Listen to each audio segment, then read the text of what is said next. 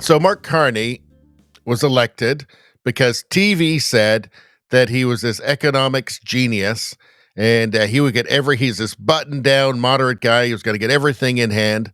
For God's sakes, I mean, how could you not vote for this guy?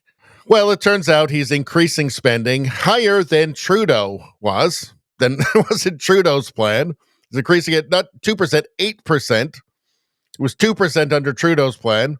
So that's maybe not a great idea. Also, they announced there'd be no budget in 2025, so nobody would have any idea where the money was going or where it was coming from or how much was being borrowed, any of that. That did cause a bit of a flap because that's not what you'd expect from the economics genius, the button-down guy who's going to get to work. You know, he's not like that, pajama boy, Justin Trudeau. He's a serious guy. So anyway, then it was like, well, you'll get something in the fall, maybe a budget, I guess, maybe something like that in the fall.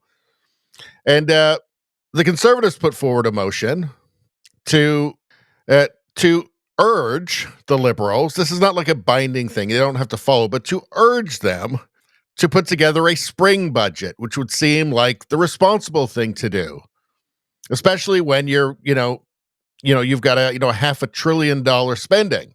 So, and guess what? It passed. It passed. The other minority parties joined in.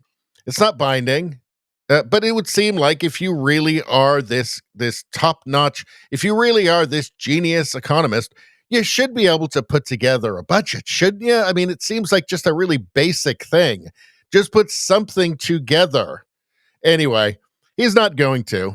He's not going to. And why would nobody should be surprised? I was warning the country for the few people that would listen about this guy. But let's listen to this. Take note of last night's motion.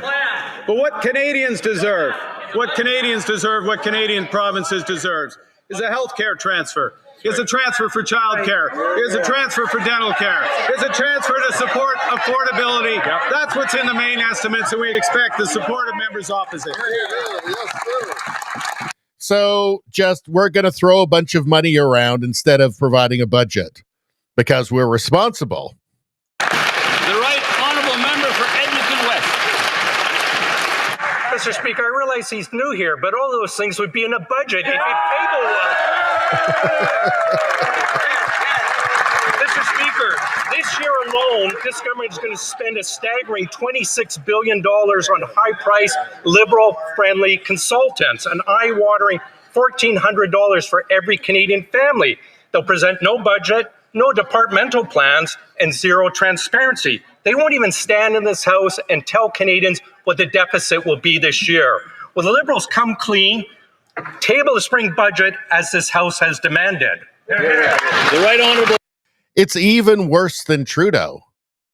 In every way, it's less transparent. It's more opaque than Trudeau. And also they're spending more. He's spending more. He's creating more debt for Canada. And zero transparency. Nothing. Nobody knows. He just keeps saying, we're spending on this and this and this. And as he said, like, that would all be in the budget. Like, that's why you would provide the budget. So we know how much money has to be borrowed, for instance. That's kind of important. It is just like Justin, only worse. Only worse. From Laurie Goldstein here, Mark Carney defies calls for spring budget. Carney is defying the will of the House of Commons and raising concerns in financial markets about his government's lack of financial transparency that could raise Canada's borrowing costs. Are you happy, Liberal voters? Are you happy? In fact, let's take a look at this. This comes on the heels of a report by the Organization for Economic Cooperation and Development released Tuesday that says Canada will be one of the developed world's hardest hit economies this year and next. These predictions were being made well before Mark Carney became Prime Minister. And so it's obviously that's not going to end with this level of irresponsibility and opaqueness from the Carney government. The media in Canada is trying to pin this all on tariffs. All of these problems, all these predictions were happening well before the tariffs. But Carney's an Oxford economist. Do you think there's no economists at the OECD or the ratings agencies that are warning about a downgrade of the Canadian currency? I don't know. It might have been a great idea for the mainstream media in Canada to interview, I don't know, like Liz Truss or something, or some other people from that would have something relevant to say about his time at the Bank of England, for instance, that wasn't just toadying or propaganda. That never happened, of course. We just heard that Bank of England. Isn't that impressive?